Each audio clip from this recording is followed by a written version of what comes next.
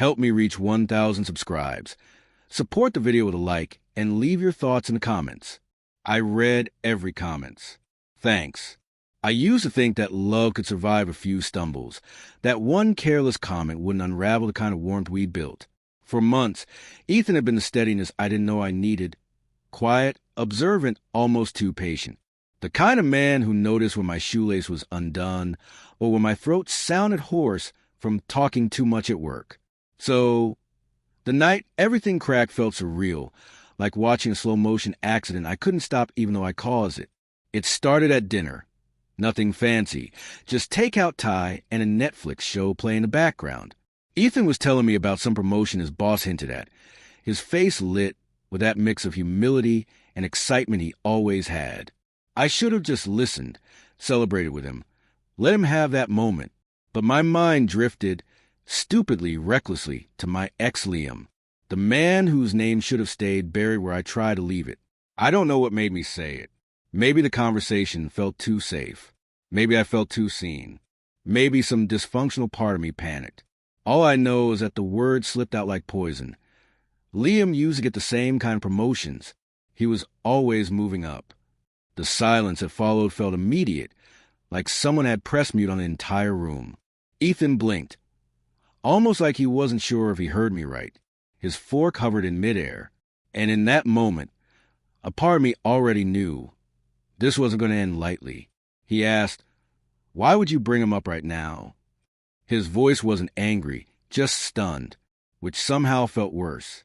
Anger fades. Shock lingers. I tried to backpedal, but the damage was already blooming across his face. I didn't mean it like that. It just came out wrong, I said, fumbling for words that suddenly felt too small to fix anything. He didn't respond. Not a sigh, not a word. He placed his fork down with deliberate softness, like he was afraid of breaking something that was already cracked. His eyes lowered, and when he finally looked at me, there was something unfamiliar there, distance, maybe even disappointment. I tried to fill the silence, to explain how Liam wasn't someone I missed, how the comparison wasn't meant to diminish him. But the more I talked, the worse it sounded. Each ramble dug the hole deeper. Ethan finally said, "You've compared me to him before." Not directly, but I felt it. His voice was so steady it made my stomach twist. I thought maybe I was imagining it. My heartbeat thudded painfully. I didn't realize he noticed those small slip-ups, the moments I hesitated before answering questions about my past, the awkward pauses whenever old memories resurfaced. I thought he had brushed them aside. Turns out he had just stored them quietly in the back of his mind, hoping I'd eventually let go of whatever ghosts haunted me.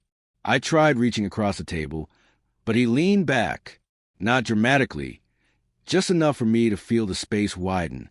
A tiny gesture, but it felt like the floor shifting under my feet. The rest of the evening dissolved into silence. He didn't yell. He didn't accuse. He didn't storm around or slam doors.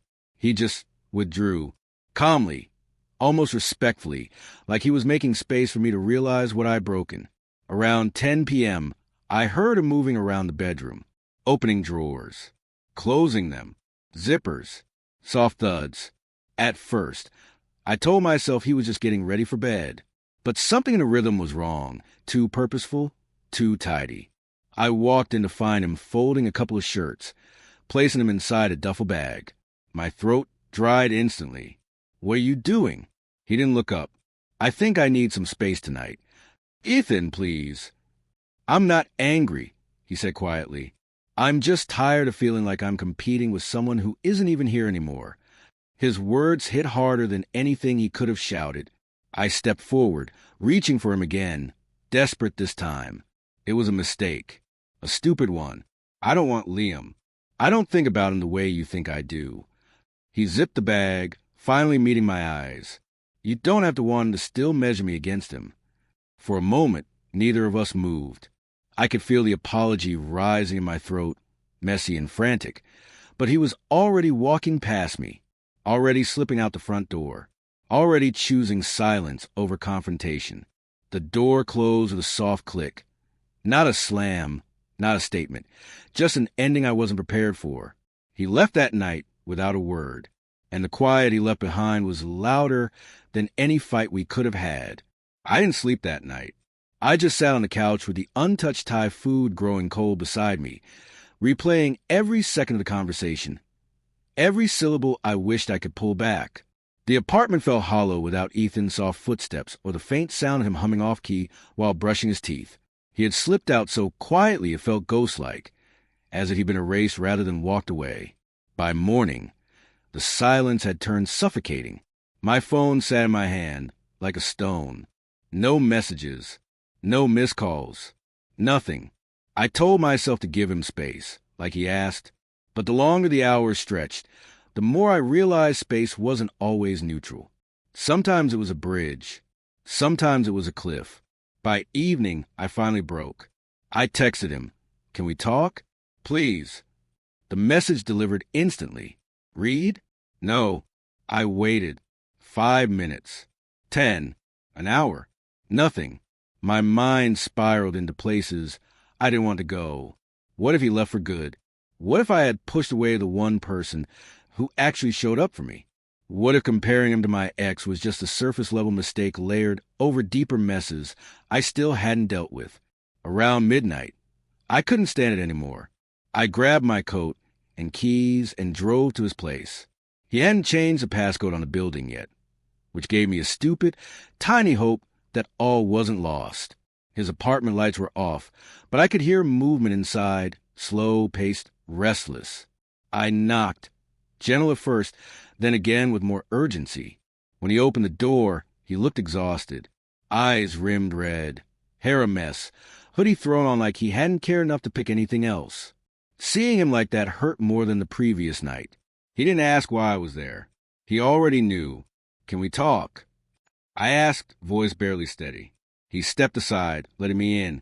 The apartment smelled faintly of soap and something warm, like he'd just gotten out of the shower after a long day of thinking too much. We sat opposite each other, him on the couch, me in the chair he joked was too fancy for eating snacks on. The distance between us felt symbolic. "I'm not here to argue," I said quietly. I owe you the truth."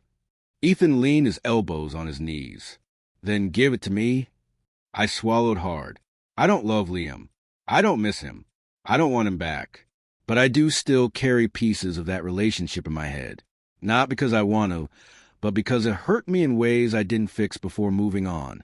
You deserve someone fully present, and I gave you someone who was still patching herself up.